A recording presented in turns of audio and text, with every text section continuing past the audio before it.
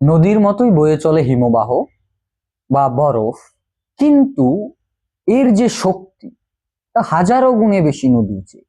এই হিমবাহ কিভাবে ক্ষয় এবং সঞ্চয় কার্যের ফলে নতুন ভূমিরূপ গঠন করে, আজ আমরা এই বিষয়ের থেকেই কিছু এমসিকিউ প্রশ্ন জানব।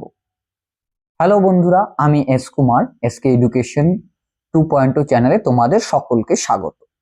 আগের দিন আমরা হিমবাহের ক্ষয়কার্যের ফলে গঠিত ভূমিরূপগুলো সম্পর্কে জেনেছিলাম। যারা যারা সেই ভিডিওটি দেখেছো দেখলে দেখবে আজকের এই এমসিকিউ সেশনে তোমাদের অনেকটাই হেল্পফুল হবে। দেখো, এমসিকিউ কোশ্চেন খুবই ইম্পর্টেন্ট, আর আজকে আমি এইখানে যেই সমস্ত এমসিকিউ কোশ্চেন নিয়ে আলোচনা করব, এই কোশ্চেনগুলো এক্সাম পারপাসে খুবই ইম্পর্টেন্ট, খুব ইম্পর্টেন্ট। ঠিক আছে, তাহলে চলো আর বেশি দেরি না করে আমরা শুরু করছি। দেখো, প্রথম যেই কোশ্চেনটা রয়েছে সেই কোশ্চেনটা হচ্ছে হিমবাহ অধ্যুষিত ভূপৃষ্ঠের পরিমাণ কত। অর্থাৎ এই পৃথিবীর মধ্যে হিমবাহ এক্সিস্ট করছে, এই রকম ভূপৃষ্ঠের পরিমাণ কত। দেখো, এখানে তিনটাই অপশন দেওয়া রয়েছে, অপশন এ, অপশন বি এবং অপশন সি। অপশন এ হচ্ছে 10%, অর্থাৎ পৃথিবীর মধ্যে যে পরিমাণ ভাগ রয়েছে তার মধ্যে 10%, 15% না 20%। ঠিক আছে, তাহলে এখানে অপশন এ হচ্ছে রাইট অ্যান্সার। অপশন এ কি রাইট অ্যান্সার। ঠিক আছে, নেক্সট কোশ্চেনে আমরা চলে যাব। 2 নম্বর কোশ্চেনটা কি বলছে? পৃথিবীর দীর্ঘতম ও বৃহত্তম মহাদেশীয় হিমবাহটি হলো। দেখো, এই জায়গায় যে পৃথিবীর দীর্ঘতম বৃহত্তম মহাদেশীয় হিমবাহ, এই ধরনের কিছু কোশ্চেন আসে। এই কোশ্চেন গুলা তোমরা, আমি দেখেছি পরীক্ষার সময় অনেকেরই কি হয়, গোলযোগ দেখা যায়। ঠিক আছে, সেটা যাতে না হয় তার জন্য আমি এই জায়গায় প্রত্যেকটা, কোনটা দীর্ঘতম, বৃহত্তম, মহাদেশীয় হিমবাহ, পাদদেশীয় হিমবাহ, প্রত্যেকটা এই জায়গায় আমি আলোচনা করে দিচ্ছি লাইন বাই লাইন। ঠিক আছে, তাহলে তোমাদের অনেকটাই সুবিধা হবে। দেখো, 2 নম্বর কোশ্চেনটার অপশন রয়েছে এ নাম্বার ল্যাম্বার্ট, বি নাম্বার হচ্ছে হুবার্ড, সি নাম্বার হচ্ছে ম্যালাস্পিনা, ডি নাম্বার হচ্ছে পিটারম্যান। দেখো, এই যে চারটে অপশন, এই চারটি অপশনের মধ্যে অ্যাপ্রোপ্রিয়েট হচ্ছে অপশন এ। অপশন এ কি রয়েছে? ল্যাম্বার্ট রয়েছে। সকলেই চটজলদি লিখে নিবে। ঠিক আছে, আর যদি কেউ লিখতে না পারো ভিডিওগুলো পজ করে দেখে লিখে নিবে। আরো যদি কারো মনে হয় যে না, অন্য নতুন কোনো বিষয়ের উপর তোমাদের ভিডিও প্রয়োজন, অবশ্যই কমেন্ট করে জানাবে, আমি সেই বিষয়ের উপর তোমাদের ভিডিও বানিয়ে দেব। ঠিক আছে, নেক্সট আমরা 3 নম্বর কোশ্চেন দেখছি। দেখো, পৃথিবীর দীর্ঘতম বৃহত্তম পার্বত্য পাদদেশীয় হিমবাহ কোনটি? এই যে আমি বললাম আগেই যে এই বিষয়গুলোর উপর থেকে অনেক কোশ্চেন হয়। দেখো, এই জায়গায় অপশন এ দেওয়া রয়েছে ল্যাম্বার্ট, অপশন বি হচ্ছে ম্যালাস্পিনা, অপশন সি হুবার্ড এবং লাস্ট অপশন রয়েছে জেকব ভ্যান। ঠিক আছে, তাহলে এই 3 নম্বরটার অ্যাপ্রোপ্রিয়েট অ্যান্সার হচ্ছে ম্যালাস্পিনা। ম্যালাস্পিনা কোথায় রয়েছে? ম্যালাস্পিনা হচ্ছে অপশন বি। ঠিক আছে, নেক্সট কোশ্চেন অর্থাৎ 4 নম্বর কোশ্চেনের দিকে আমরা চলে যাচ্ছি। দেখো, পৃথিবীর কোথায় হিমবাহ রূপে বরফের সঞ্চয় বেশি রয়েছে? দেখো, পৃথিবীর মধ্যে সবচেয়ে বেশি পরিমাণে বরফ কোথায় সঞ্চয় রয়েছে, এটা তোমরা ক্লাস 6-এও পড়েছিলে। আমি আরেকটা সুন্দর ক্লু দিচ্ছি। এই মহাদেশটাকে সাদা মহাদেশও বলা হয়। কেন সাদা মহাদেশ বলা হয়? কারণ এই মহাদেশটা বরফে আবৃত। তাহলে তোমরা চটজলদি এই কোশ্চেনটার অ্যান্সারটা করে নিবে। যদি না পারো কমেন্টে জানাবে, আমি অবশ্যই অ্যান্সারটা বলে দিব। নেক্সট আমরা 5 নম্বর কোশ্চেনে চলে যাচ্ছি যে পৃথিবীর বৃহত্তম পার্বত্য হিমবাহ কোনটি? পৃথিবীর মধ্যে বৃহত্তম পার্বত্য হিমবাহ, এটা কি বলা হয়েছে? পার্বত্য হিমবাহ। আগের কোশ্চেন গুলো আমরা দেখেছি কি, পার্বত্য পাদদেশীয় হিমবাহ, মহাদেশীয় হিমবাহ, আর এটাই কি বলা হচ্ছে? বৃহত্তম পার্বত্য হিমবাহ কোনটি? দেখো, বৃহত্তম পার্বত্য হিমবাহ যেটা, সেটার অপশন গুলো এখানে রয়েছে। ফার্স্ট অপশন হচ্ছে হুবার্ড, নেক্সট হচ্ছে ম্যালাস্পিনা, সিয়াচেন যেটা আমাদের ভারতবর্ষেরই একটা হিমবাহ, নেক্সট হচ্ছে নুনাটাকস। নুনাটাকস কোনো মতেই না, সিয়াচেন ভারতবর্ষের, এটা বৃহত্তম নয়, ভারতবর্ষের বৃহত্তম কিন্তু পৃথিবীর নয়। পৃথিবীর বৃহত্তম পার্বত্য হিমবাহ হচ্ছে অপশন এ, নাম কি তার? হুবার্ড। ঠিক আছে, নেক্সট আমরা 6 নম্বর কোশ্চেনের দিকে চলে যাচ্ছি। 6 নম্বর কোশ্চেনে কি বলা হয়েছে? ভারতের একটি উল্লেখযোগ্য হিমবাহ হলো কি? আশা করি তোমরা সকলেই বুঝতে পারছো ভারতবর্ষের একটি উল্লেখযোগ্য হিমবাহ কি হবে, এখানে আর বলার কোনো প্রয়োজনীয়তা নেই। ঠিক আছে, যদি তারপরেও কারো বুঝতে অসুবিধা হয় অবশ্যই কমেন্টে জানাবে, আমি কোশ্চেনের অ্যান্সারটা দিয়ে দেব। নেক্সট যেই কোশ্চেনটা রয়েছে, পৃথিবীর সবচেয়ে বেশি পার্বত্য হিমবাহ দেখা যায় কোন পর্বতে? দেখো এই কোশ্চেনটাও পরীক্ষায় আসতে পারে যে পৃথিবীর মধ্যে সবচেয়ে বেশি পার্বত্য হিমবাহ কোথায় দেখা যায়। পৃথিবীর মধ্যে সবচেয়ে বেশি পার্বত্য হিমবাহ দেখো ওই জায়গায় কিছু ভঙ্গিল পর্বতের নাম দেওয়া রয়েছে, যেমন রকি, আল্পস, হিমালয়, এগুলো সব কি নবীন ভঙ্গিল পর্বতের উদাহরণ। ঠিক আছে, এই যে পর্বতমালাগুলো, এই পর্বতমালাগুলোর মধ্যে কোনটা অ্যাপ্রোপ্রিয়েট অ্যান্সার? দেখো এখানে অ্যাপ্রোপ্রিয়েট অ্যান্সার হচ্ছে পৃথিবীর সবচেয়ে বেশি হিমবাহ দেখা যায় আল্পস পর্বতমালায়। ঠিক আছে, নেক্সট আমরা 8 নাম্বার কোশ্চেনে চলে যাব। পার্বত্য হিমবাহের পৃষ্ঠদেশে সৃষ্ট গভীর ফাটলগুলিকে কি বলে? দেখো পার্বত্য যে হিমবাহ রয়েছে সেই হিমবাহের পৃষ্ঠদেশে কি হয়? বিশাল আকার গভীর ক্র্যাক বা ফাটলের সৃষ্টি হয়। এই গভীর ক্র্যাক বা ফাটলগুলিকে কি বলা হয়? দেখো অপশন এ তে দেওয়া আছে নুনাটাকস হবে এটা অপশনটা, এই জায়গায় একটু স্পেলিং মিস্টেক রয়েছে। দেন বি নাম্বার রয়েছে কি ক্রেভাস, সি নাম্বার হচ্ছে এট, ডি নাম্বার হচ্ছে শার্ক। তাহলে এই জায়গায় মোস্ট অ্যাপ্রোপ্রিয়েট অ্যান্সার হচ্ছে অপশন বি ক্রেভাস। ঠিক আছে, আশা করি এইটুক পর্যন্ত সকলেই বুঝতে পেরেছো। যদি ভালো লাগে ভিডিওটি অবশ্যই লাইক করবে, কমেন্ট করবে, শেয়ার করবে এবং চ্যানেলটিকে অবশ্যই সাবস্ক্রাইব করে নেবে। দেখো 9 নম্বর কোশ্চেনটি কি রয়েছে, পৃথিবীর দ্রুততম হিমবাহ কোনটি? অর্থাৎ হিমবাহ মধ্যে কোন হিমবাহ খুব দ্রুত প্রবাহিত হচ্ছে, কোশ্চেনটা হচ্ছে এমন। দেখো এখানে অপশন দেওয়া রয়েছে জ্যাকবস ভ্যান হবে এটা, জ্যাকভ্যান না জ্যাকবস ভ্যান। বি নাম্বার হচ্ছে জেমু, সিয়াচেন এবং হুবার্ট। দেখো এই যে চারটা অপশনের মধ্যে অপশন এ 9 নম্বর কোশ্চেনটার অপশন এ জ্যাকবস, বানানটা আমি বলে দিচ্ছি, বর্গা জয়কার ক ব দন্তাস্য ভয় জফলা আকান্ন, জ্যাকবস ভ্যান হবে অ্যাপ্রোপ্রিয়েট অ্যান্সার। ঠিক আছে, এখানে একটু স্পেলিং মিস্টেক আছে, একটু ঠিক করে নেবে, অপশন এটা এখানে কারেক্ট। ঠিক আছে, নেক্সট কোশ্চেনে আমরা চলে যাচ্ছি। হিমশৈল যত ভাগ জলের ওপরে থাকে? দেখো হিমশৈল, ঠিক আছে, সমুদ্রের উপর ভাসমান বড় বড় বরফের স্তূপ। এই বড় বরফের স্তূপের জন্যই তোমরা জানো একটা বিশাল আয়তন জাহাজ সাগরের তলায় তলিয়ে গিয়েছিল। যদি যারা যারা এই জাহাজটির নাম জানো অবশ্যই কমেন্টে জানাবে। ঠিক আছে, তাহলে আমি বলে দিচ্ছি যে কত শতাংশ জলের উপরে ভেসে থাকে। দেখো 1/9 এখানে জলের উপরে ভেসে থাকে, অপশন এ হচ্ছে এখানে কারেক্ট অ্যান্সার। নেক্সট 11 নম্বর কোশ্চেনটা আমরা চলে যাচ্ছি। পার্বত্য গাত্র ও হিমবাহের মাঝে সৃষ্ট সংকীর্ণ ফাঁককে কি বলা হয়? পার্বত্য গাত্র এবং হিমবাহের মাঝের সংকীর্ণ যে ফাঁক বা গ্যাপ থাকে তাকে কি বলা হয়? দেখো option A bergschrund, option B crag, option C nunataks, option D pyroclast. দেখো এখানে অপশন এ অর্থাৎ বার্কস্টুন্ড হবে অ্যাপ্রোপ্রিয়েট অ্যান্সার। নেক্সট আমরা 12 নম্বর কোশ্চেনের দিকে চলে যাচ্ছি। দেখো যে রেখার নিচে হিমবাহ গলে যায় তাকে কি বলে? অর্থাৎ যে রেখার নিচে হিমবাহ গলতে শুরু করে তাকে কি বলা হয়? আশা করি সকলে এই কোশ্চেনটা জানো, খুব একটা কমন কোশ্চেন। এই কোশ্চেনটার মধ্যে দেখো চারটা অপশন দেওয়া রয়েছে। অপশন এ হিমবাহ, হিমরেখা, অপশন বি পিরামিড চূড়া, দেন ক্রেভাস ও এস্কার। দেখো এখানে সকলেই জানো, তাও আমি বলে দিচ্ছি, অপশন এ হচ্ছে অ্যাপ্রোপ্রিয়েট অ্যান্সার অর্থাৎ হিমরেখা। অর্থাৎ যে রেখার নিচে কি হতে থাকে হিমবাহর গলন শুরু হয় তাকে বলা হয় হিমরেখা। নেক্সট আমরা কোশ্চেনের দিকে চলে যাচ্ছি। পৃথিবীর বৃহত্তম সুপেয় জলের ভান্ডার হলো? পৃথিবীর মধ্যে বৃহত্তম সুপেয় জলের ভান্ডার, দেখো হিমবাহ, নদী, বৃষ্টিপাত না ভৌমজল? দেখো সুপেয় জলের ভান্ডার যদি বলে পৃথিবীর মধ্যে বৃহত্তম, তাহলে নির্দ্বিধায় তোমরা বলতে পারো যে হিমবাহ।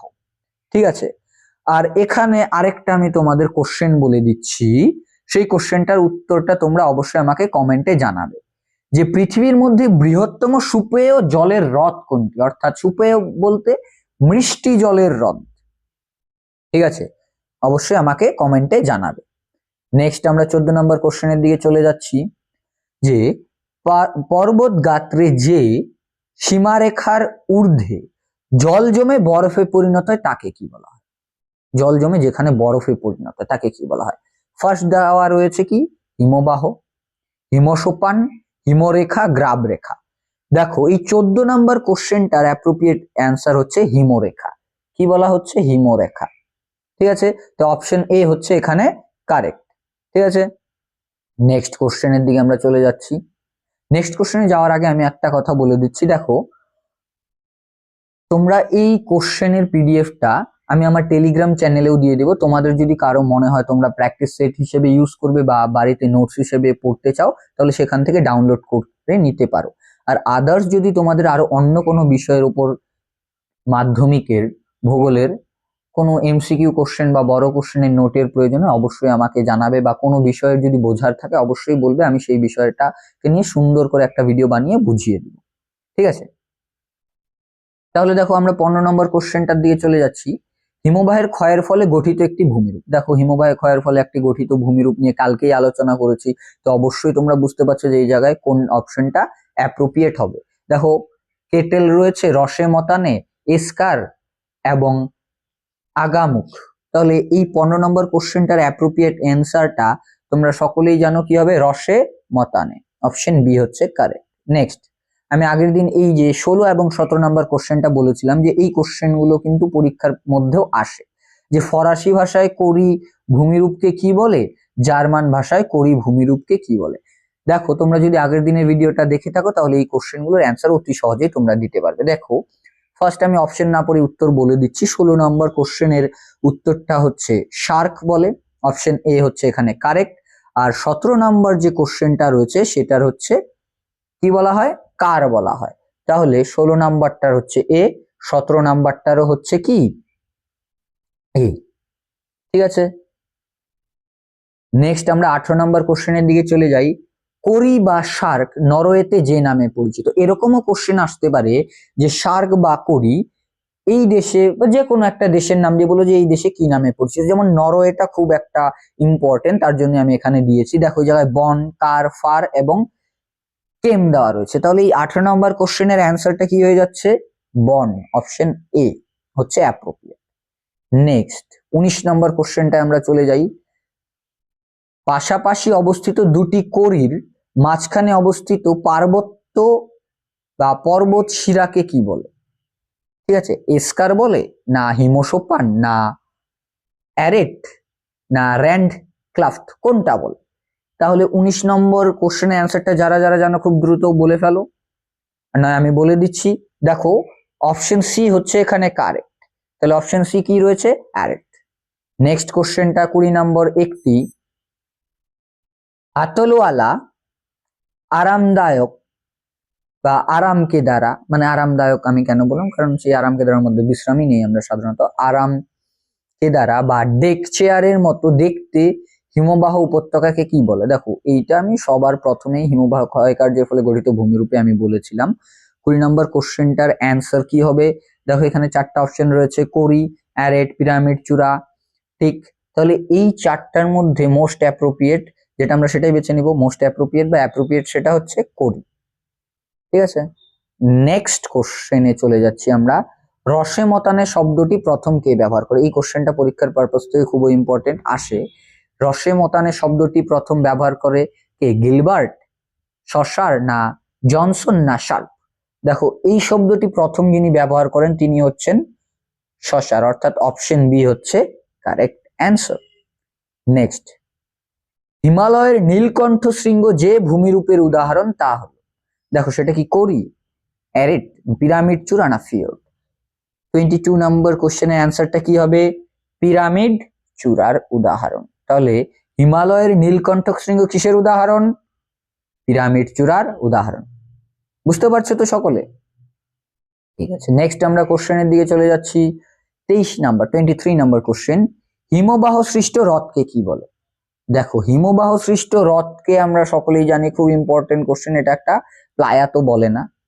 ঠিক আছে, আর প্লায়া হ্রদ কোথায় সৃষ্টি হয় সেটা আমায় একটু কমেন্ট করে জানাবে। হিমবাহ সৃষ্ট হ্রদকে কি বলা হয়? কোরি বলা হয়। অপশন এ এখানে কারেক্ট। নেক্সট আমরা 24 নম্বর কোশ্চেনে চলে যাচ্ছি। হিমশিরির বেসিনে জল জমে সৃষ্ট হ্রদকে কি বলা হয়? দেখো, প্যাটারনস্টার হ্রদ, প্লায়া হ্রদ, কেটল হ্রদ না কোরি হ্রদ।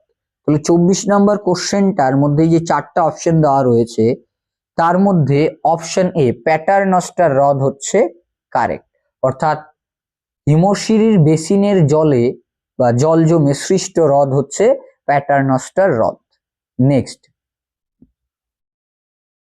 দেখো, উচ্চ অক্ষাংশীয় অঞ্চলে, উচ্চ এবং নিম্ন অক্ষাংশীয় অঞ্চলের মধ্যে এখানে উচ্চ অক্ষাংশীয় অঞ্চলে সমুদ্র জলে মগ্ন হিমদ্রোণীকে কি বলা হয়? সমুদ্র জলে মগ্ন হিমদ্রোণী, একটু কোশ্চেনটা ভালো করে বুঝবে। কোশ্চেন যদি এমসিকিউ কোশ্চেন যদি অনেক সময় দেখা থাকে কি একটু ঘুরিয়ে করা হয় যাতে সেই কোশ্চেনটা স্টুডেন্টদের একটু বুঝতে অসুবিধা হয়, কিন্তু কোশ্চেনটা খুব ভালো করে বুঝবে, না হলে দেখবে ভুল হয়ে যাবে অ্যান্সার। তাহলে এই 25 নম্বর কোশ্চেনের অ্যান্সারটা কি হবে? অপশন 4টা দেওয়া আছে, তোমরা দেখতেই পাচ্ছ কোনটা ঠিক হবে। 25 নম্বর কোশ্চেনের অ্যান্সার হবে ফিওর্ড, অর্থাৎ অপশন এ হচ্ছে কারেক্ট অ্যান্সার। নেক্সট 26 নম্বর কোশ্চেনের দিকে আমরা চলে যাচ্ছি। মেটাহর্ন হলো একটি কিসের উদাহরণ? মেটাহর্ন কিসের উদাহরণ? এরকম করে কোশ্চেন দিতে পারে, বা মেটাহর্ন হলো একটি ড্যাশ শূন্যস্থানেও দিতে পারে। অ্যারেটের উদাহরণ, কোরি, পিরামিড চূড়া না ফিওর্ডের উদাহরণ? কিসের উদাহরণ? 26 নম্বর কোশ্চেনটার উত্তর হচ্ছে মেটাহর্ন হচ্ছে পিরামিড চূড়ার উদাহরণ। দেখো এই কোশ্চেনটাই ঠিক আছে, আবার একটু ঘুরিয়ে আমি নিচের দিকে সেকেন্ড কোশ্চেন অর্থাৎ 27 নম্বর কোশ্চেনে আমি দেখেছি যে পিরামিড চূড়ার অপর নাম কি? পিরামিড চূড়ার অপর নাম কি? তাহলে তোমরা আগের কোশ্চেনটা সবাই দেখেছো, তাহলে এটাও বুঝতেই পারছো আশা করি। পিরামিড চূড়ার অপর নাম কি? হর্ন। পিরামিড চূড়ার অপর নাম কি তাহলে? হর্ন। ঠিক আছে, জাস্ট কোশ্চেনটা একটু আলাদা। নেক্সট 28 নম্বর কোশ্চেনটা আমরা চলে যাচ্ছি। পৃথিবীর অধিকাংশ ফিওর্ড যে দেশের উপকূলে দেখা যায় সেই দেশটি হলো, পৃথিবীর মধ্যে যে অধিকাংশ ফিওর্ড উপকূল রয়েছে সেটা কোন দেশের উপকূলে দেখা যায়? গ্রিনল্যান্ড, নরওয়ে, সুইডেন না ডেনমার্ক? এই প্রত্যেকটা দেশেই খুবই সুন্দর। ঠিক আছে, তোমরা নরওয়ে সম্পর্কে তো পড়ে এসেছো, নরওয়ের হ্যামারফেস্ট বন্দরকে কি বলা হয় সেটা একটু কমেন্টে জানাবে। দেখো এখানে এই 4টা অপশনের মধ্যে কোন অপশনটা হচ্ছে কারেক্ট? দেখো এখানে অপশন বি হচ্ছে কারেক্ট, নরওয়ে। নরওয়ের মধ্যে পৃথিবীর মধ্যে সব থেকে বেশি পরিমাণে ফিওর্ড দেখা যায়। নেক্সট কোশ্চেনে আমরা চলে যাচ্ছি। তেল এর সামনে দণ্ডায়মান উচ্চভূমিকে কি বলে? এই কোশ্চেনটা নিয়েও আগের দিন আলোচনা করা হয়েছে বড় কোশ্চেনে, অবশ্যই সকলেই পারবে যারা সেই আগের দিনের ভিডিওটা দেখেছো, হিমবাহের ক্ষয়কার্যের ফলে গঠিত ভূমিরূপ। ঠিক আছে, আমি এটা সরাসরি উত্তরটা বলে দিচ্ছি। উত্তরটা হবে অপশন এ, ক্র্যাক। ঠিক আছে, নেক্সট আমরা কোশ্চেনে চলে যাই। সমুদ্র উপকূলে হিমবাহের ক্ষয়ের ফলে সৃষ্ট জলমগ্ন উপত্যকাকে কি বলা হয়? অর্থাৎ সমুদ্র উপকূলে হিমবাহের ক্ষয়ের ফলে সৃষ্ট যে জলমগ্ন উপত্যকা থাকে তাদের বলা হয় কি? রসেমতানে, ঝুলন্ত উপত্যকা না হিমশিরি না ফিওর্ড? তাহলে 30 নম্বর কোশ্চেনের অ্যান্সারটা কি হবে? অপশন ডি হচ্ছে এখানে কারেক্ট অ্যান্সার, কি? ফিওর্ড। নেক্সট, সজনে ফিওর্ড অবস্থিত যে দেশে? দেখো এই কোশ্চেনটা একটু অন্যরকম, হঠাৎ করে একটা ফিওর্ডের নাম দিয়ে বলেছে যে এই ফিওর্ডটা কোথায় অবস্থিত। এই ধরনের কোশ্চেন পরীক্ষায় আসতে পারে। ঠিক আছে, নরওয়েতে অবস্থিত না সুইডেন না ফিনল্যান্ড না নেদারল্যান্ড? কোনটায় অবস্থিত, সরি কোন দেশে অবস্থিত? দেখো এই যে সজনে ফিওর্ড সেটাও পৃথিবীর মধ্যে সব থেকে বেশি ফিওর্ড যেখানে দেখা যায় কি? নরওয়ে, সেইখানেই অবস্থিত। নেক্সট আমরা চলে যাচ্ছি 32 নম্বর কোশ্চেনে। হিমবাহের সঞ্চয় কাজের ফলে গঠিত ভূমিরূপ। হিমবাহের সঞ্চয় কাজের ফলে কি গঠিত হয়? কি গঠিত হয়? ফিওর্ড গঠিত হয় না ঝুলন্ত উপত্যকা না রসেমতানে না? কি তাহলে বাকি রইল? অপশন ডি আমাদের কাছে বাকি রয়েছে, ড্রামলিন। ঠিক আছে, তাহলে অপশন ডি হচ্ছে অ্যাপ্রোপ্রিয়েট অ্যান্সার।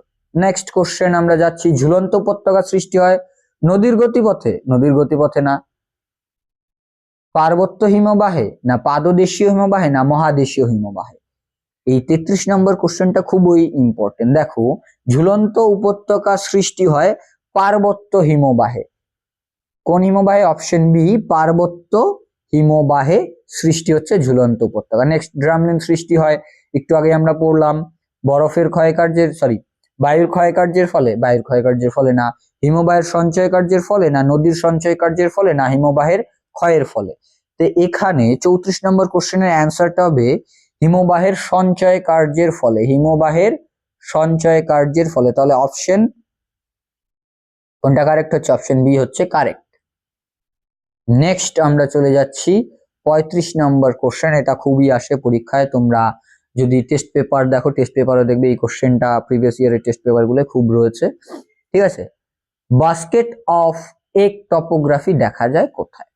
ঠিক আছে, এই কোশ্চেনটার অ্যান্সার সবাই জানো আশা করি, খুব কমন একটা কোশ্চেন। সেটা হচ্ছে স্কটল্যান্ডে দেখা যায় বাস্কেট অফ এগ টপোগ্রাফি। ঠিক আছে, নেক্সট আমরা চলে যাচ্ছি বহিবিধৌত সমভূমির মাঝে মাঝে সৃষ্ট গর্তগুলিকে কি বলা হয়? কেম, ড্রামলিন, মন্থকূপ না কি কেটল? দেখো অপশন, লাস্ট অপশন রয়েছে আমাদের কেটল। তো লাস্ট অপশনটাই হচ্ছে এখানে অ্যাপ্রোপ্রিয়েট অ্যান্সার, কেটল। নেক্সট আমরা কোশ্চেনের দিকে চলে যাচ্ছি। হিমবাহের সঞ্চয়ের ফলে সৃষ্ট উল্টানো নৌকার ন্যায় যে ভূমিরূপ সেটাকে কি বলে? উল্টানো নৌকার ন্যায় ভূমিরূপ অর্থাৎ উল্টে থাকা নৌকা দেখতে যেরকম হয় ঠিক সেই রকম একটা ভূমিরূপের উদাহরণ হচ্ছে ড্রামলিন। অপশন বি হচ্ছে এখানে অ্যাপ্রোপ্রিয়েট। লাস্ট কোশ্চেনটা, বহিবিধৌত সমভূমি যখন জলধারা বা নদী দ্বারা পৃথক হয়ে যায় তখন তাকে কি বলে? কে বলতে পারবে? ভ্যালি ট্রেন বলে। ঠিক আছে, সকলকে ধন্যবাদ ভিডিওটা শেষ পর্যন্ত দেখবে। ঠিক আছে, এবং ভিডিওর শেষে আরেকটা কথা বলছি, তোমরা যারা এখনো চ্যানেলটি সাবস্ক্রাইব করোনি অবশ্যই সাবস্ক্রাইব করে নেবে, পাশে রাখা বেল আইকনটি অবশ্যই ক্লিক করে নেবে যাতে পরবর্তী নতুন নতুন ভিডিওগুলো তোমাদের কাছে অতি সহজেই পৌঁছে যায়। আর যদি ভিডিওটি ভালো লাগে অবশ্যই শেয়ার করবে, এবং কোনো যদি প্রশ্ন থাকে তাহলে কমেন্টে জানাবে। আর নতুন কোনো বিষয় নিয়ে যদি ভিডিও তোমাদের প্রয়োজন হয় বা নোটসের প্রয়োজন হয় অবশ্যই জানাবে। এবং আমার ভিডিও ডিসক্রিপশনে আমার টেলিগ্রাম চ্যানেলের লিংক দেওয়া থাকে, সেই জায়গায় তুমি প্রত্যেকটা চ্যাপ্টার ওয়াইজ যেই যেই কোশ্চেনগুলো ইম্পর্টেন্ট সেই কোশ্চেনগুলো সেখানে দেওয়া রয়েছে, তোমরা একটু অবশ্যই গিয়ে দেখে নিবে। ঠিক আছে, থ্যাংক ইউ।